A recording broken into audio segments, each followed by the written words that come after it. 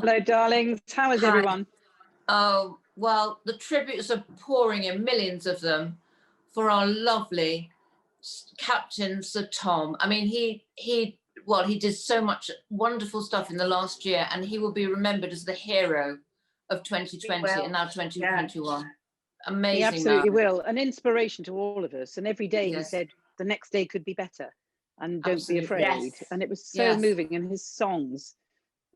Just beautiful. And I remember when he first walked, and he was doing what was it? Yes. Was it 100 steps or something, or 100 times around his garden?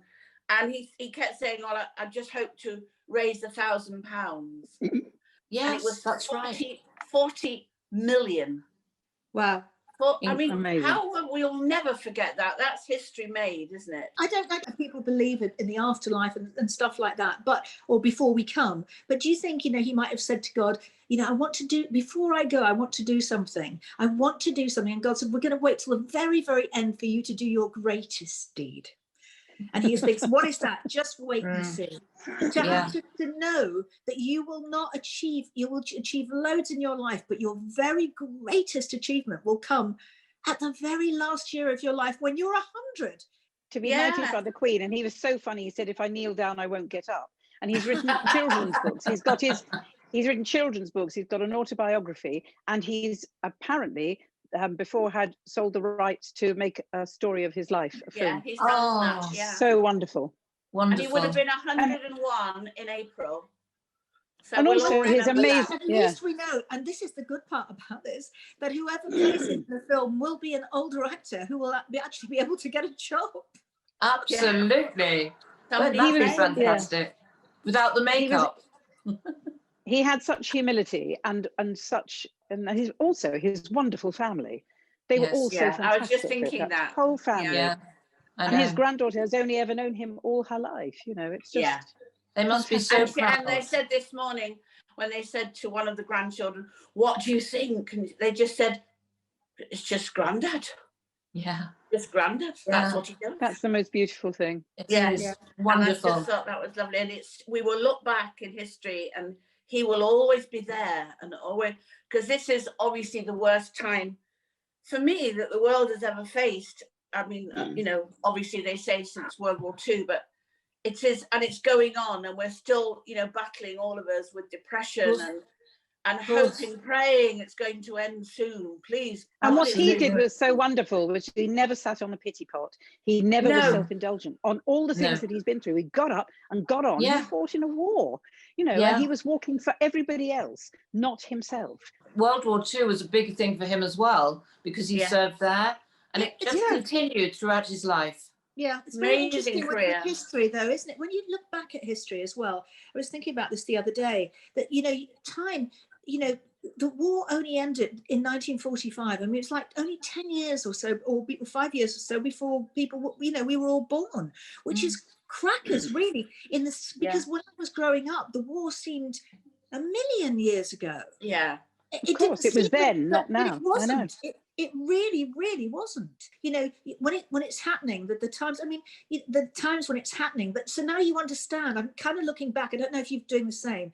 That the swinging 60s, if you like, were only 15 or 20 years after the war. No wonder that happened. No, so I wonder what the revolution will be when this is over, because there's going to be one, isn't there? Exactly. It's very true, because the Spanish flu 100 years ago, there were two out there, and the second one, a bit like this one with COVID, was the worst one. And after that, everything bounced back really quickly. Entertainment, economy, everything, but it bounced back with a vengeance. And I think this is what will happen with us. This is the light at the end of the tunnel. Yeah, please, positive God. Thinking. Who's coming in today, please? Well, I think flying into the nest is the gorgeous, fantastic, talented, wonderful friend of mine, the lovely Jan Ravens. Welcome to our nest. Hello. Welcome. So nice to see you. Nice to see Lovely you. to see you. I've got to mention the lockdown hair first. I know. Yes. What's it called again, Jan? It looks like balayage. That's it. It looks like restoration, or in the French court, darling. It looks so glamorous. Very glam. Jan, are you going to keep it like this? Are you going to let it all go? I don't know. I mean, I think once we get back into real life, I'm going to see how it feels, because I mean, I mean, I'm 62, so I mean, I don't know. I mean, I don't know if I want to be grey for the rest of my life. Yeah. I mean, I think but I actually think I quite like the lightness of it. You know, I kind of quite like it made me sort of think, well, maybe I should go, blonder. I think you should go blonde. Because I've been red. Consider yourself told there, Danny. Yeah. I think you have to actually, Jan. In all the years I've known you, you have been blonder. You have been quite blondish. Yeah, no, I've been all sorts of colours, and I sort of and I have that thing because it's naturally curly. I sometimes have it naturally curly, and I sometimes blow it straight. So I've always had lots of like different looks, and I'm always changing my hair color. So I'm not sort of wedded to one look being me kind of thing. Yeah. With Debbie, I always sort of think, oh, Debbie's a blonde. Blonde. Of course. She is. And a natural one. In the nicest possible way. And Harry is a brunette, She's a proper brunette, yeah. Yes. So, Harry, actually, you've been various different colours as well. I've been every colour that is in the world, actually. I mean, every colour. Sometimes, though, Jan, by a big mistake. Because I will colour my hair to drop of a hat. And once I did turn green. Oh. Yes, and then my hair actually fell out. Yes. But one advice, if you're going to go blonde, always say milk, because then you'll never go yellow, you won't go ash, you won't go white. Milk is the colour because it's the softest blonde there is. So if you go to a hairdresser, always say, and go to Andrew Barton, our hairdresser. He does a beautiful milk. Yes, our celebrity hairdresser. Yes, I can't believe this has become a beauty show this morning. This has become track, please, everyone. Beauty show this afternoon. So who could believe that? I know. Can we get back on track, please? Back on all track. About hair. All about hair. Right. So, darling, we've had, I mean, lockdown has been very strange for all of us. But I was reading actually in the Mail sort of last year that you mentioned about what happened to your husband. And I think it's kind of poignant at this time to talk about something like that, because you wanted to raise awareness about what could happen. Well, my husband, a while ago now, in January 2015, caught encephalitis, which is an inflammation of the brain, and it's one of those illnesses that's very sort of little known about, but it sort of manifests as like a fever, sort of high temperature and kind of incoherence, really, and it's not very much known about, but it's one of those things that if you catch it early, you can the after effects aren't quite as bad. And with him, although he did go for tests to the doctor quite early on after he'd been on a business trip abroad, he didn't go into hospital sort of early enough, really, and he was in a coma for about a month or something, and then had to learn to walk and talk again. But when he came out of the coma, and having learned to walk and talk, which was obviously a long process, after about a year, really, he kind of admitted to me that he didn't know me. Wow. No memory. He said, "Why are you being so distant? Why can't you even give me a hug or something?" And he, after this sort of emotional exchange in a restaurant, and he said, "Look, I don't know you. I don't love you." And I mean, I cannot begin to tell you what a great sort of, I mean, we were absolutely, enmeshed. We were so potty about each other. And it was such a wonderful man. And he just, having sort of said, since he'd been ill, "Oh, what would I do without you?" I said, "What about everything you said?" He said, "I was missing you. I just couldn't, work out what was going on." And he lost a great chunk of his memory. of about the last sort of 30 years, really, all the bits that included me. Wow. And whereas with his kids, he, you know, I think your relationship with your kids is a kind of simpler one. You know, your duties are clear. You know, your role is clear. Yeah. Your role is to be a sort of a protector and a sort of guardian and a provider. And he'd always been very good at those roles.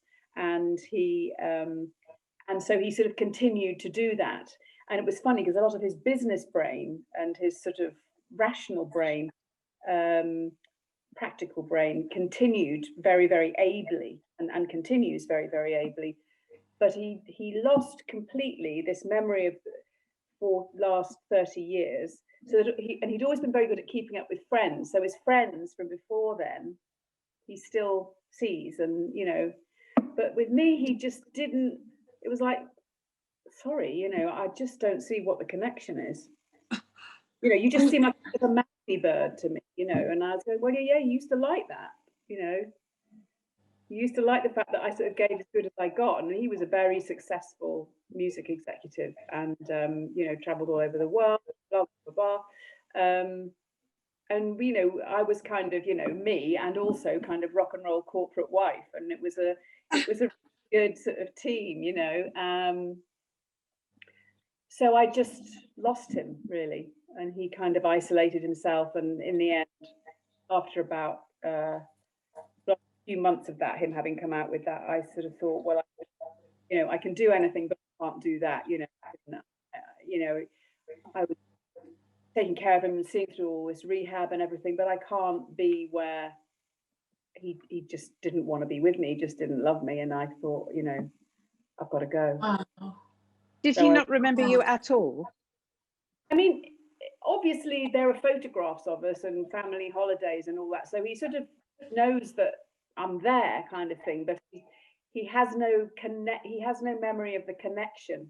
I mean, all that landscape you have in a relationship, you know, your shared joke, your shared language, and Yes. the things you did together, completely gone. You know? Wow.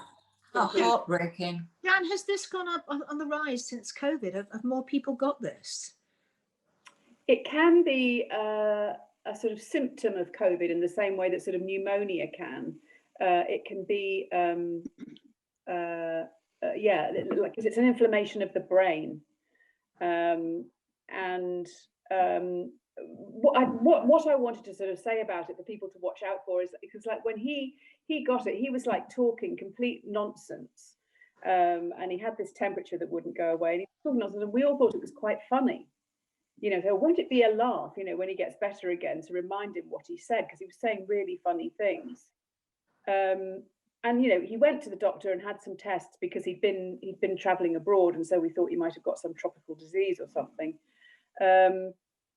But anyway, in the end, I took him to this brilliant neurologist, Angus Kennedy, and he took him straight in, gave him tests, gave him number, and it was a herpes virus. And you can get Japanese encephalitis, which is, I think you can be stung by an insect and get it. Wow. But this was a herpes virus. Bloody herpes. I mean, you know, it doesn't get you one way. If it's not chickenpox, it's a cold sore. If it's not a cold sore, encephalitis. Yeah.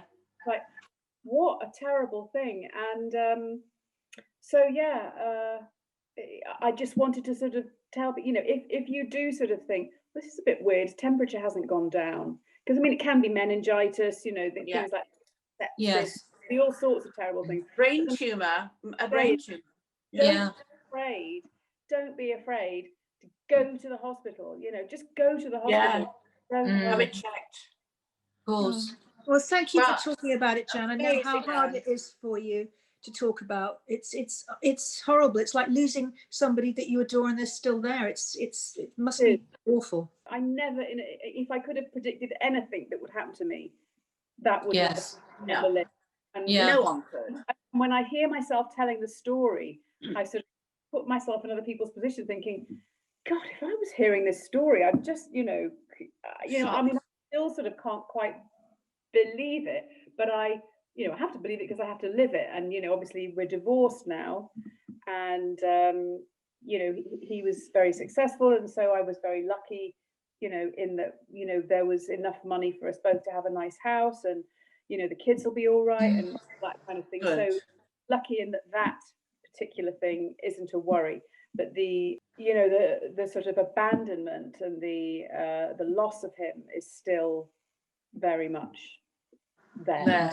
Yeah. And you have your work as well, which of course you've had to carry on doing. Well, haven't it's a salvation, Sherry. Yes. Because like in the year, the year after, the year this was all kind of happening, I sort of thought, I can't, you know, I've got no control over this. I've got no control over this situation, and the only thing that I felt I could have some control over was my work. So I thought, okay, I'm going to really push this. And it was that time when Theresa May was in power, Hillary Clinton was all over the place, Nicola Sturgeon, Angela Merkel, all these really strong women. And so I put this show together called Difficult Woman, and took it away. And, you know, did my Theresa May impression on YouTube, and it all went viral. And of course. Brilliant. And it was all actually, and the show was all about being a woman of a certain age, and you know, what it was like being in that sort of sandwich generation where you still got your kids as teenagers and your mum with dementia, and, you know, all that kind of, you know, the sandwich generation kind of thing. So, and, you know, things kind of, well, you know, what am I going to do as a woman of this age? You know, am I going to sort of cut all my hair off and take up golf and say no more sex for me? No. You know, be a sort of bohemian Potter with grey curly hair, or, you know, you know, so yeah, you know, your life's changing, because, you know, as all the time. Yeah. Talking about impressions, Jan, what can you remember what your first impression was that made you do this? Well, my first impression was my mum. I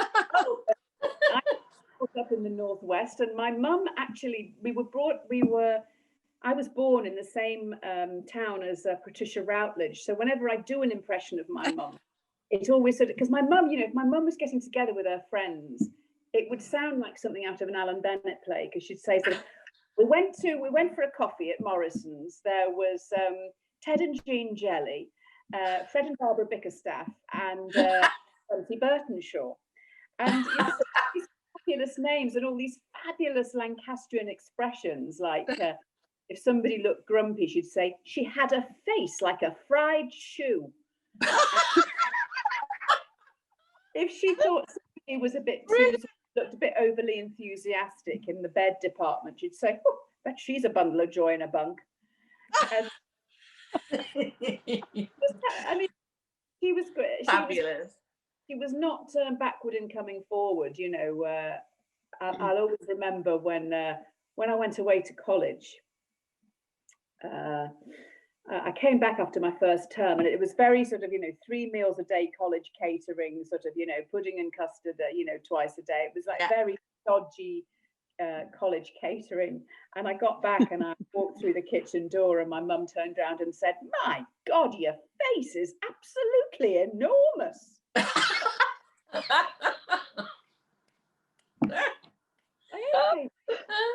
nice to see you too. Because my mum used to say to me, look at your thighs, you should put those away. What about your favourite impression, Jan? Who's your favourite? I mean, you must have so many, though. I know, but have you got one that you go, ooh? Well, I mean, I sort of, you know, you get favourites over the years. Yeah. And, you know, one of my favourites, you know, this sounds so, was always Thora Heard. Because when you did Thora Heard, you know, it was like putting on a lovely old cardigan, you know, like a crochet-covered hot water bottle in uniform. And I call my dog Thora, actually, after Thora Heard. She's very old now. Fabulous. Jan, tell me, because you're not doing the new spitting image, are you? No, I don't think, as far as I know, I don't think any of the people that did the original series are doing the new series. I don't understand. Why is that? I don't understand that. I don't really know, because actually I haven't seen, well, I've seen one of them, because I haven't got BritBox, but they showed one of them on ITV. And I thought, I mean, I know all these impressionists really well, obviously, and a lot of them are good friends, but what I felt the producers had done was that they hadn't used the best people to do the best impressions. I thought there were funnier people doing, say, Boris or Trump,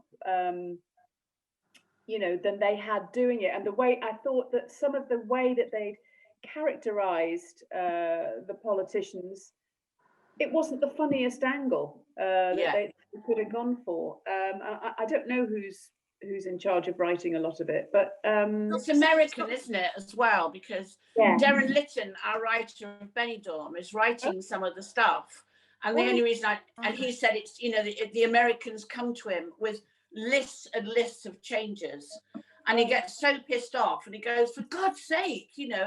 And so he said it is American. So I think maybe that's a slight problem. Oh, Jan, I was going to say, you talked a lot about your family earlier, and I think you've managed to see them throughout lockdown, haven't you? Well, my youngest son is 22, and he's at Manchester University. So he was back with me. You know, I saw him sort of obviously earlier in the year, and then I saw he was back for Christmas, and then he decided he needed to go back because the library is open in Manchester. So I drove him back up to Manchester a couple of weeks ago. I needed an eye test anyway, to be honest. Good idea. That's the best place. And so he's back up there. My son Lenny lives on his own in a flat in Islington. He's quite sort of a solitary person. He's finding it very tough. He's a bass player. And was working in a piano bar, you know, several nights a week. And doing sessions and stuff. So he's not doing anything. And finding it very tough, even though he's quite a solitary person. Those landmarks of sociability, that, you know, going to his gigs, you know, a few times a week, he saw it just gone. And you know, done any of those for a year. And then Alfie, my oldest son, he's a stand-up comedian, and he's got 3 children under 6, including a 3-month baby. Oh, wow. So in first lockdown, they were living in this tiny flat in Shepherd's Bush. I don't know how they did it in that baking hot summer. Now they're in a bigger house. They've got the new baby. They're in a bigger house, and they can, you know, it's so much, a bit of outside space. His girlfriend is, she's also a performer, but she writes as well, and she does cartoons. She's a one-woman brand, actually. She's called Jessie Cave. She's a fascinating woman. Wow. She does her one-woman shows, which are all incredibly confessional, and all tell the whole story of when she and Alfie broke up, and how they had, because Alfie and Jessie met on a one-night stand from which she got pregnant. 3 months later, she read and said, "Hi, it's Jessie. We had a date 3 months ago. I'm pregnant. I don't mind if you don't want to get involved. Me and my family are all thrilled because I've never thought I could have children. But if you want to be involved, that's great. I'm really pleased it's you, and I want to call it BAM." And he said, of all the information, the thing he found most difficult to take was that she'd said she was going to call it BAM. That is hilarious. Oh, darling. AMs and all, you know, the antenatal appointments and all that. And darling, Wow. I want to ask you, That's darling. hilarious. I know you've been, you know, on Celebrity Mastermind and won. I know you've been on Strictly, but I want to know what's next. And could you give us a burst of Theresa May and all the other ladies? Just a little angler. Yes. Well, Please, let's have a little bit. you know, the thing you always have to remember about Theresa May is that it's all about the tension. It's all about Brilliant. and you know, it's like she sort of wants to smile, but the rest of her face won't let her. Yes. She's sort of like, it's like she's always doing her own descant. You know, there are 2 voices. Just extraordinary. And now, of course, we've got Priti Patel. Oh. Priti Patel is, you know, what I am thinking is that I am very concerned about all the underprivileged children in poor countries. Home, it really does. Oh, And brilliant. so what about the underprivileged children in this country that I could be deporting to those poor countries? That's brilliant. What's coming up next? Because if you galvanized yourself, as you have done in your past, to be like, you know, rising from the ashes like a phoenix, what's happening now, darling? What are you going to rise with? And who? Obviously, Priti Patel.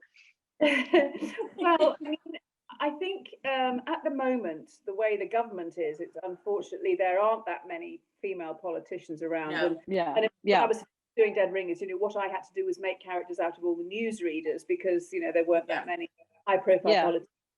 But I mean, I think I would, you know, like Rory Bremner and I talk about this all the time, you know, we'd love to just go touring again. But, you know, it's not the material to go and do, you know, a one-woman show or enough to even to do a two-person show. But, you know, I would love to do that again. And actually, when we locked down, I was doing the Alan Bennett monologues, you know, Talking Heads. Yes. Yes. Yeah. And that's taken off because of lockdown. So I'd love to, you know, maybe have another bash at that, maybe take it on tour or something. That sounds brilliant.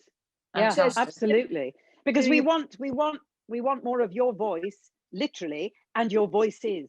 We have to have you back, darling. We have to get you out on tour. Let's start with Wembley and we'll just go from there. Yes. Let's not muck about. Let's There we not go. muck Sorted. around.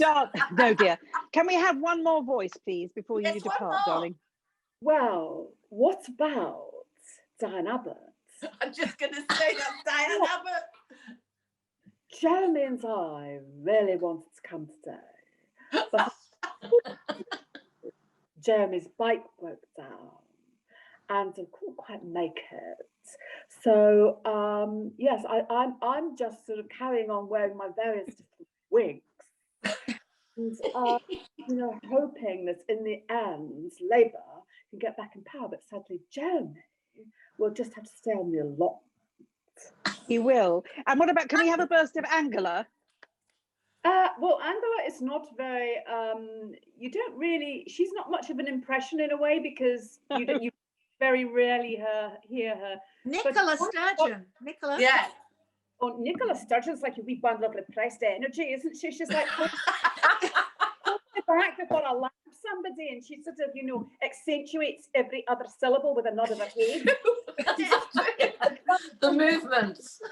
Darling, will you please, I'm asking you, come back and see us soon. Funny. Please, we need you. We need your voices. We need your voice, and we need the laughs. Please come back and see us again soon. Absolutely, it would be lovely. Thank you.